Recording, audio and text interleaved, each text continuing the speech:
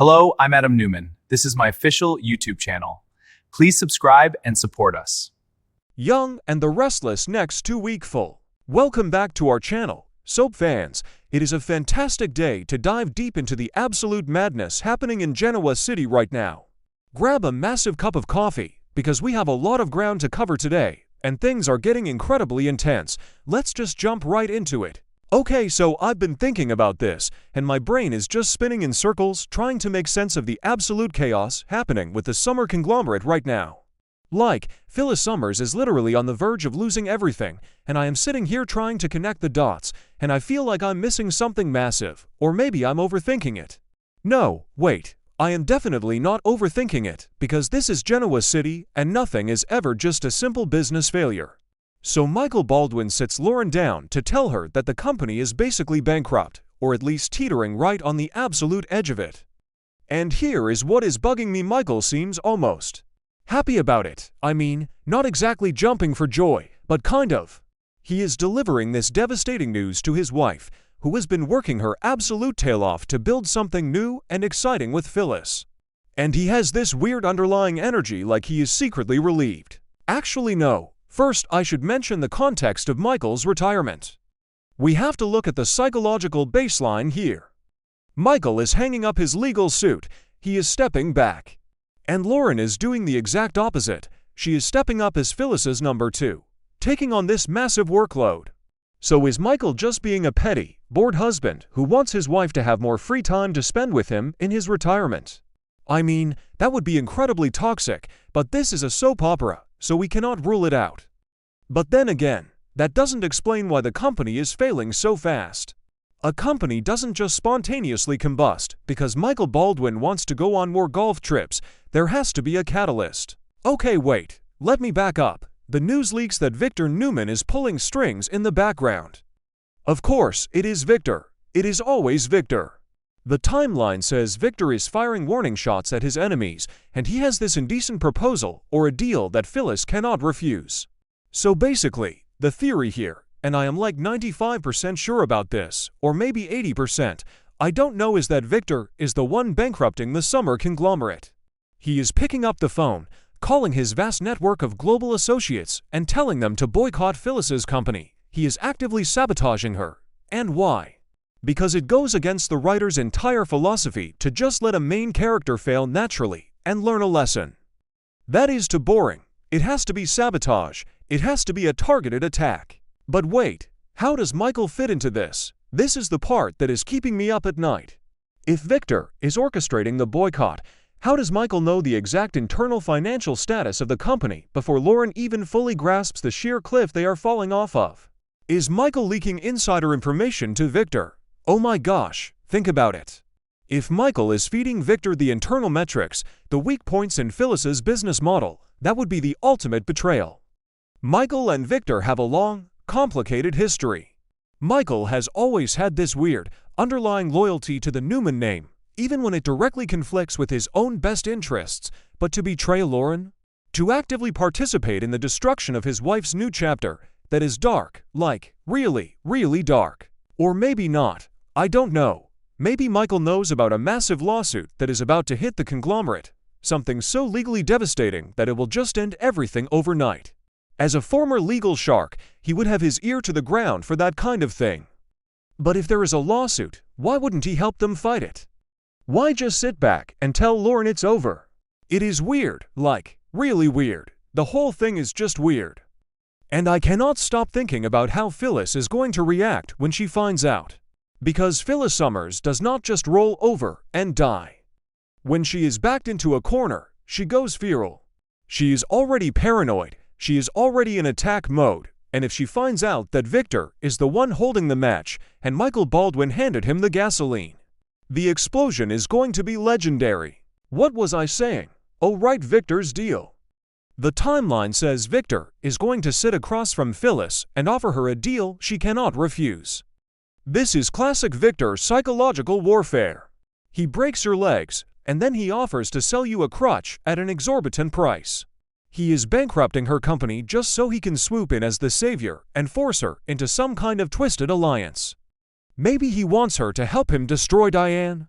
I mean, Victor is already teaming up with Diane to destroy Jack, which is a whole other mess, but maybe Victor wants to control Phyllis too. He just wants all the pieces on his chessboard. Anyway, the point is, wait, what was the point? Oh, the point is that Lauren is caught in the middle of this massive corporate crossfire. Lauren loves working with Phyllis, they are building a legacy. And if Michael is the one who sabotaged it, I genuinely do not know how their marriage survives this. We are talking about a fundamental breach of trust. Lauren is going to be devastated, and then she is going to be furious. But honestly, the corporate sabotage in Genoa City feels like child's play compared to the absolute nightmare fuel happening in Las Vegas right now. Okay, I need to take a breath because the Vegas storyline is making my blood pressure spike. So, Sharon and Noah Newman are flying to Las Vegas. And I am just sitting here screaming at my screen because the sheer lack of basic logic is astounding. Let's break this down. Sharon and Noah are in Genoa City. Noah is freaking out at Crimson Lights because he cannot reach his dad. Nick has been missing. And then, out of nowhere, Sharon gets a text message from Nick's phone. And what do? They just blindly believe it. They pack their bags and they fly to Vegas. I mean, what? Are we serious right now? We know that Matt Clark has Nick locked in a storage room. We know Matt Clark is a complete psychopath who is currently pumping Nick full of fentanyl and cocaine to keep him incapacitated and erase his memory. Matt has Nick's phone. Matt is the one who sent that text message. And Sharon and Noah just believe it. They don't question the phrasing. They don't question why Nick is texting instead of calling. I mean, I guess you could argue that if you were in a panic, you aren't thinking clearly. Sharon's maternal instincts and her deep historical bond with Nick are completely overriding her prefrontal cortex. She is in full panic rescue mode. But Noah is usually a bit more grounded. Why didn't Noah stop and say, "Hey mom, this feels like a trap"? Actually, you know what is really bugging me about this? The complete and utter failure to verify the information. Chelsea Lawson is literally in Las Vegas. Adam Newman is literally in Las Vegas. They are staying at a hotel. Hotels have phones. Why didn't Sharon or Noah just pick up a landline, call the hotel concierge, ask to be connected to Adam or Chelsea's room, and say, "Hey, we just got a weird text from Nick. Have you guys seen him?" It would have taken 2 minutes. But no, they don't call Chelsea. They don't call Adam. They just jump on a plane and fly straight into the jaws of a serial tormentor. I think it was episode 12 or 13. Somewhere around there where Matt Clark made it very clear that his ultimate goal wasn't just Nick. Matt hates the entire Newman family. He wants to watch them all suffer. He specifically targeted Noah earlier, trying to get him hooked on drugs. So luring Noah and Sharon to Vegas is not just a coincidence. It is a highly calculated, sadistic master plan. Matt wants all of them in one place so he can systematically destroy them. So Sharon and Noah arrive in Vegas, and the timeline says they find an abandoned location. Probably some dusty, run-down building on the outskirts of the city, far away from the strip. And they stand outside, debating whether or not to go in. This is literally a horror movie trope. Do not go into the creepy abandoned building, but of course they are going to go in. Because they haven't verified anything. If they had just called Chelsea, they would know that Matt is playing games.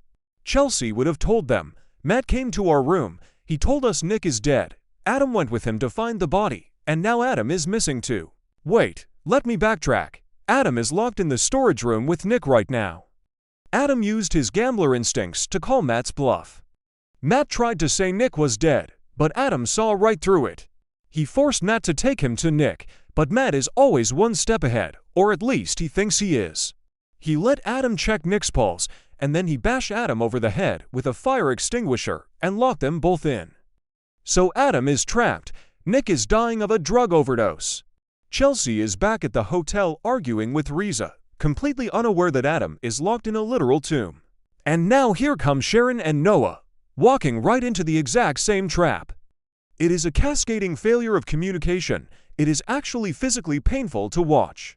I am over here analyzing the cell phone reception in an abandoned Vegas warehouse, wondering if Sharon will even be able to call 911 when she inevitably finds Nick half dead on the floor. Probably doesn't matter, But I notice that the writers are heavily leaning into the theme of blind spots this week. Think about it. Phyllis has a blind spot when it comes to Victor's reach and Michael's loyalty. Jack has a blind spot when it comes to Diane's capacity for revenge. Billy has a blind spot regarding Sally's internal terror about their baby. And Sharon and Noah have a massive, glaring blind spot when it comes to Matt Clark's manipulations. Everyone is walking into a trap of their own making because they refuse to look at the bigger picture. But let's go back to the abandoned area debate. Sharon and Noah are standing there. The sun is probably setting, casting these long, creepy shadows. Noah is probably saying, "Mom, this doesn't feel right," and Sharon, driven by pure, unadulterated desperation, is probably saying, "We have to go in, Noah. What if he's hurt?" It is such a brilliant juxtaposition of logic versus emotion. Sharon's entire character arc over the last few decades has been defined by her emotional volatility and her fierce love for her family.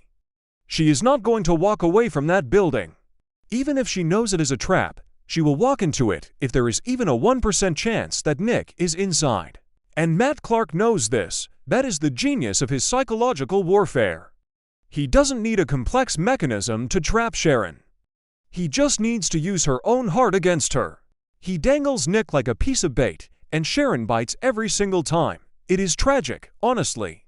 I am sitting here late at night typing this, and I am getting genuinely emotional about a fictional character's trauma response, but that is what this show does to you. You start analyzing their motivations, and you realize how deeply flawed and human they all are. I mean, if we really want to get into the deep analysis, let's look at the dichotomy between Victor Newman and his sons right now. Victor is sitting in his plush office, or at the GCAC, sipping a drink, orchestrating corporate boycotts against Phyllis, playing these petty, vindictive games with Diane and Jack. He is entirely consumed by his own ego and his need for control over the business world. Meanwhile, his two sons, his legacy, the heirs to his empire, are locked in a dirty, abandoned storage room in Las Vegas, literally fighting for their lives against a psychopathic drug dealer. The irony is just staggering. Victor thinks he is the master of the universe, but he has absolutely no idea that his family is being systematically hunted. If Victor had spent half the energy protecting his kids that he spends trying to ruin Phyllis Summers, maybe Nick wouldn't be dying on a concrete floor right now. But no, Victor is too busy making indecent proposals and calling his associates to bankrupt a conglomerate. It is infuriating. It really is. And what about Michael Baldwin? Let's circle back to that, because my brain just connected another dot. If Michael is helping Victor, does he know about the Vegas situation? No, probably not. Michael is focused on the corporate side.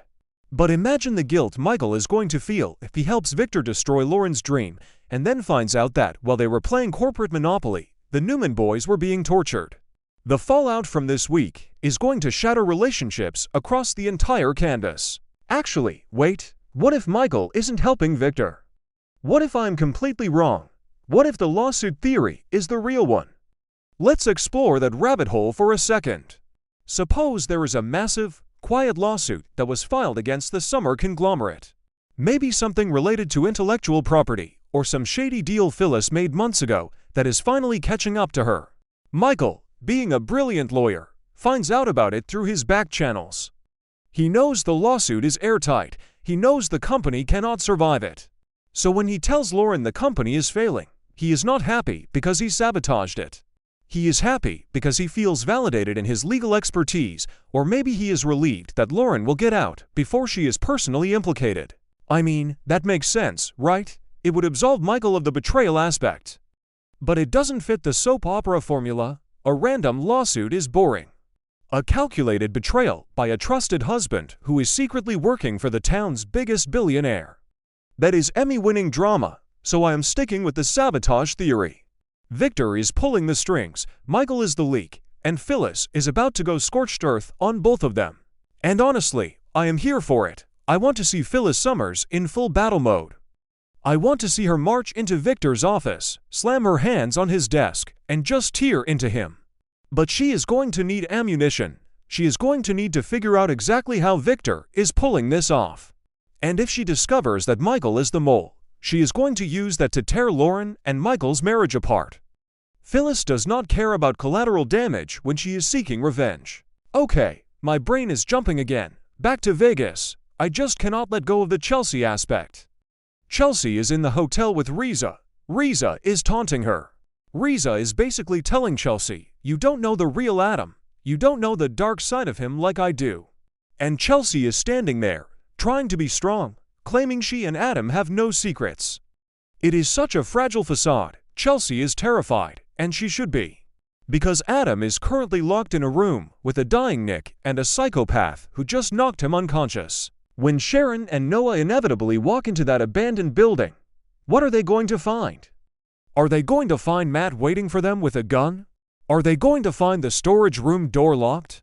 Imagine the sheer panic of Sharon hearing Adam yelling from inside the room, realizing that Nick is overdosing and not being able to get the door open.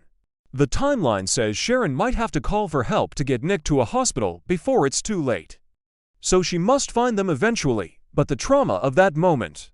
Noah watching his father code on the floor, Sharon desperately doing CPR. It is going to be incredibly heavy. And all of this could have been avoided if they had just made one phone call. 1. Hey Chelsea, is Nick with you? No Sharon, Matt Clark just told us Nick is dead. Boom. Trap avoided. They call the Vegas police, they send a SWAT team, situation resolved, but no. We have to have the dramatic, slow-motion walk into the abandoned warehouse. It is frustrating, but I also kind of love it because it is so perfectly aligned with how these characters operate. They are driven by passion, not logic. It is weird how the writers are paralleling these to storylines. On one hand, you have the summer conglomerate falling into a corporate trap set by Victor. On the other hand, you have Sharon and Noah falling into a literal physical trap set by Matt. Both situations rely on the victims being blind to the reality around them. Phyllis is blind to Michael's potential betrayal. Sharon is blind to the obvious red flags of the text message. It is all about deception and the devastating consequences of trusting the wrong information. I don't know. Maybe I am reading too much into the thematic parallels. Sometimes a soap is just a soap, but I really feel like there is a deeper narrative structure at play here. The writers are stripping away everything these characters rely on. Phyllis is losing her company. Lauren might lose her trust in her husband. Sharon might lose the love of her life. Adam might lose his brother. It is a massive reset for the canvas. Anyway, I need to wrap this up before I start analyzing the wallpaper in the GCAC. The point is, this week is going to be a bloodbath, both corporately and literally. We are going to see the fall of the summer conglomerate. We are going to see Michael Baldwin's true loyalties tested. And we are going to see Sharon and Noah walk straight into a nightmare in Las Vegas. Will Phyllis find a way to hold on? Will she figure out Victor's game before the bankruptcy is finalized? Will Sharon be able to save Nick, or is Matt Clark finally going to win? I am constantly second-guessing my own theories here. 1 minute I think Phyllis is doomed, the next minute I think she is going to pull off a miracle. 1 minute I think Nick is going to die, the next minute I remember he is a Core Newman, and they never actually die. I guess we will just have to wait and see. Let me know what you guys think in the comments below. Am I totally off base about Michael? Do you think Sharon is going to be the one to take down Matt Clark? My brain is officially fried. Until next time, keep watching and keep overthinking.